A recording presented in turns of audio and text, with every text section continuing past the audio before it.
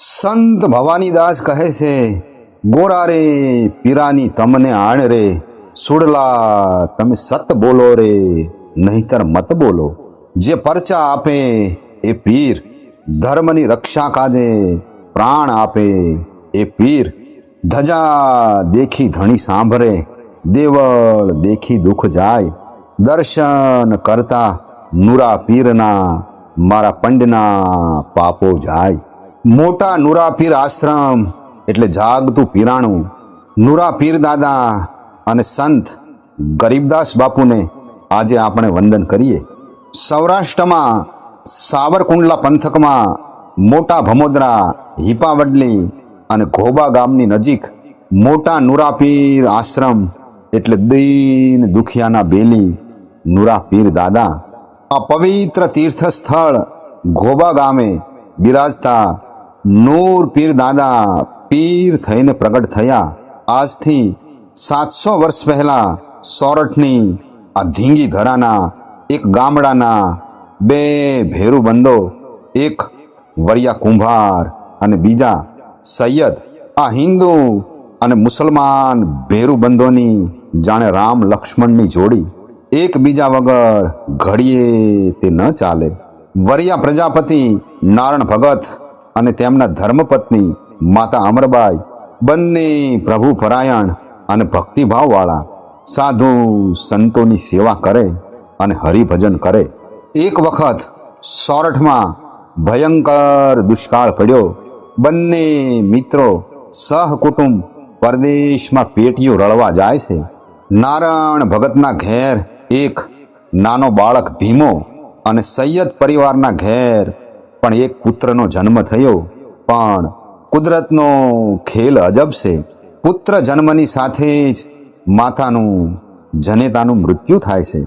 સૈયદ ચોધાર આંસુએ રડે છે, અરે રે કુદરત, ત્યાં શું કર્યું? ત્યારે પ્રજાપતિ નારણ ભગત અને તેમના ધર્મપત્ની માતા અમરબાઈ કહે છે, જે થવાનું હતું તે થઈ ગયું ભાઈ, શાંત થાવ. મારો ભગવાન સૌ સારા વાના કરશે. અને એ સોરઠની નારી વરિયા પ્રજાપતિ માતા અમરબાઈ કહે છે, મારા હૈયામાં હજી ધાવણ છે. મારા ભીમાને હું ધાવણ મુકાવીને તમારા દીકરાને હું મોટો કરીશ. આમ માતા અમરબાઈએ એ દીકરાને પોતાની ગોદમાં લીધો અને હૈયાના હેતથી પેટ ભરાયું. એક દિવસ એ સૈયદ નારણ ભગત અને માતા અમરબાઈની રજા લઈ અલ્લાહની બંદગી કરવા નીકળી જાય છે. આમ પોતાનો જ દીકરો હોય એવા હેતથી લાલન પાલન કરી માતા અમરબાઈ અને નારણ ભગત એ બાળ નુરાને મોટા કરે છે. આ દુકાળ ઉતારી પોતાના માદરે વતન પાછા આવે છે. આમ બાળ ભીમો અને બાળ નૂરો બંને સાથે હસતા રમતા મોટા થાય છે. બંને તરુણા અવસ્થા વટાવી યુવાનીના ઉંમરે પગ મૂકે છે.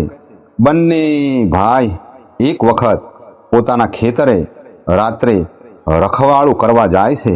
એવામાં મોડી રાત્રે ઊંટ પર સવાર થઈ 40 ચોર લૂંટારા ઊભી મોલાતને લણવા લાગ્યા. ચોર લૂંટારા કંઈ વિચાર કરે એ પહેલાં તો નુરાએ છલાંગ લગાવી એક ઊંટ સવારને પછાડી એના હાથમાંથી ભાલો અને તલવાર આંચકી બાકાજીક બોલાવવા લાગ્યા અને દુશ્મનોના ઢીમ ઢાળવા લાગ્યા. આમ ઘોર રાત્રિના અંધકારમાં ઘમાસાણ ધીંગાણું જામ્યું. એક દુશ્મને પાછળથી વાર કરી અને નુરા પીરનું મસ્તક ધડથી જુદું થઈ નીચે પડ્યું અને ધડ ધીંગાણે ચડ્યું. બચેલા દુશ્મનો ભાગવા માંડ્યા. ભાગતા ભાગતા ઘોબા ગામના પાદરમાં આવ્યા અને પાછળ નુરા પીરનું ધડ પણ લડતા લડતા પાછળ ચાલ્યું આવે છે. ગામ લોકોએ ગળીનો દોરો નાખી ધડને શાંત કર્યું. માતા અમરબાઈને આ ઘટનાની જાણ થતાં તેઓ દોડતા દોડતા આવે છે. ધડ ઉપર માથું નાખી હૈયા ફાટ રુદન કરે છે. સૈયદનો દીકરો એટલે કબરમાં સમાધિ આપવી પડે, પણ મસ્તક ક્યાંય મળતું નથી. માતા અમરબાઈને રાતે નીંદર આવતી નથી, ધ્રુસકે ધ્રુસકે રડે છે.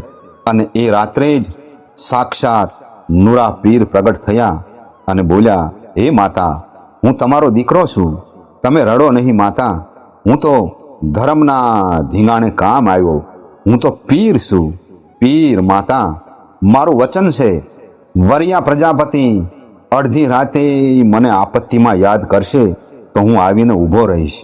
હે માતા, મારો મણિંદો કરજો અને લગ્નના મીંઢોળ મારા પારે છોડજો અને મારું મસ્તક ખેતરમાં આ જગ્યાએ પડ્યું છે એ મસ્તકને ત્યાં જ સમાધિ આપજો. આમ એ બંને સ્થળોએ નુરાપીર દાદાની સમાધિ છે. વર્ષો વીત્યા ત્યારબાદ આજથી 100 વર્ષ પહેલા ભમોદરાના સંત શ્રી સુખરામ બાપુ પાસે એક તરુણ ફકીર આવે છે. સંત સુખરામ બાપુ એ આ હીરને પારખ્યું અને દીક્ષા આપી. ગરીબદાસ એવું નામ આપ્યું. સેવા, સાદગી અને જીવ દયા, વૈરાગનો પંથ પકડી નુરાપીર દાદાની જગ્યાએ અલખ જગાવ્યો. સંત ગરીબદાસ બાપુએ માતા ગંગા સતીના ભજનો, સંતોના ભજનો અને સંત સુખરામ બાપુના ભજનને અનુસર્યા. સેવકો અને અભ્યાગતોને સતનો માર્ગ દેખાડતા. એમ કહેવાય છે કે ઈસવીસન 1975માં તેમના નજીકના સેવકગણને આગળના વર્ષમાં એક યજ્ઞ કરવાની ઈચ્છા વ્યક્ત કરી હતી અને વાર, તિથિ અને સમય પણ તેમણે જ આપ્યો હતો કે ફાગણ સુદ નોમની પૂર્ણાહુતિ કરવાની છે. કેટલાક સેવકોએ બાપુને જણાવ્યું કે ફાગણ મહિના કરતાં ચૈત્ર વૈશાખમાં રાખીએ તો ખેડૂતો અને ખેતીકામ કરતા મજૂરોનું કામ પૂરું થઈ જાય અને સૌ સેવકો એ લાભ લઈ શકે.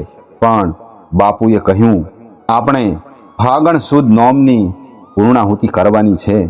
સૌ સેવકગણે બાપુની આજ્ઞાનું પાલન કરી વિક્રમ સંવત 2032 ફાગણ મહિનામાં ભાગવત કથા અને યજ્ઞનું આયોજન કર્યું. સાધુ, સંતો અને હજારો સેવક સમુદાય ત્યાં પધાર્યા. ઘોબા પંથક આખો ભક્તિના રંગે રંગાયો. વિક્રમ સંવત 2032ના ફાગણ સુદ નોમને બુધવાર તારીખ 10/3/1976ના દિવસે સાંજના 4ના સમયે યજ્ઞની છેલ્લી આહુતિ આપી અને સાધુ, સંતો, સેવક સમુદાયની હાજરીમાં સમાધિ અવસ્થામાં જ બાપુએ નશ્વર દેહનો ત્યાગ કર્યો અને ભગવાનમાં ભળી ગયા. દીન દુખિયાના બેલી, જાગતું પીરાણું નુરાપીર દાદા અને સંત ગરીબદાસ બાપુ, સૌ સાધુ સંતોને આજે આપણે ભાવથી વંદન કરીએ.